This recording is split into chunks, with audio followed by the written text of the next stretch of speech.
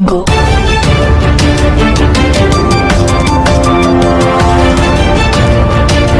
बर्तमान बड़ खबर पाणीपाग को नहीं बड़ सूचना नुआ अपडेट पाणीपाग विभाग सतर्क सूचना आज 4 दिन राज्य में प्रबल वर्षा नहीं सतर्क सूचना पुणी 10 जिला को कड़ा सतर्क सूचना जारी कला पाणीपाग विभाग तेज दूर हेब प्रबल वर्षा 4 तारिख में पुणी एक लघुचाप आसतु जाना पूरा खबर ता पूर्व वीडियो को लाइक करूँ जदि पार्टी आपंकर सांग साथी मानक भिडियोटी को सेयार करनी जदि फ्रेंड्स आपण मैंने आमर ये चैनल नुआ ही भिडियो देखुं पूर्व केवे भी सब्सक्राइब करना तेज निहाती चैनल को सब्सक्राइब करने सहित पाखे आसुवा बेल आइकन को बजाय रखता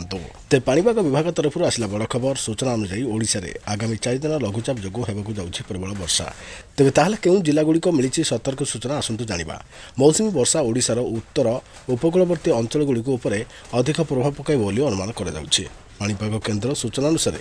10 जिले में प्रबल अति प्रबल वर्षा होबार संभावना रही से जो जिला गुड़िक होउछि कोरापुट नवरंगपुर नुआपड़ा कलाहांडी बलांगीर कंधमाल सोनपुर बरगढ़ कटक पुरी नयगढ़ जिले में प्रबल अति प्रबल मात्रा वर्षा रही आज आगामी 3 ରୁ 4 दिन सेपटे उत्तर ओडिशार कांभा किसी स्थान में बर्षिब 6 रे पुणी एक लघुचाप संभावना तेज 6 तारिख में पश्चिम केन्द्र बंगोपसागर उपर एक लघुचाप सृष्टि किंतु यह घनीभूत हो अवपातर रूप नेबार संभावना नहीं ओडिशा समेत पूर्व भारत में अवपात सृष्टि होवार संभावना मात्र 10 ରୁ 20% अच्छी बोली भारतीय पाणीपाग विभाग आईएमडी विभिन्न मॉडल पूर्वानुमान कर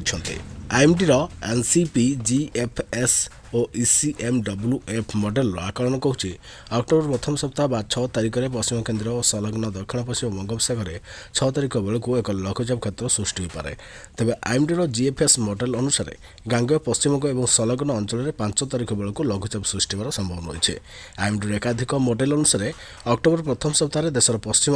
भाग में लघुचाप घनीभूत हो अवपातर रूप नेबार संभावना 40 ରୁ 60% रही है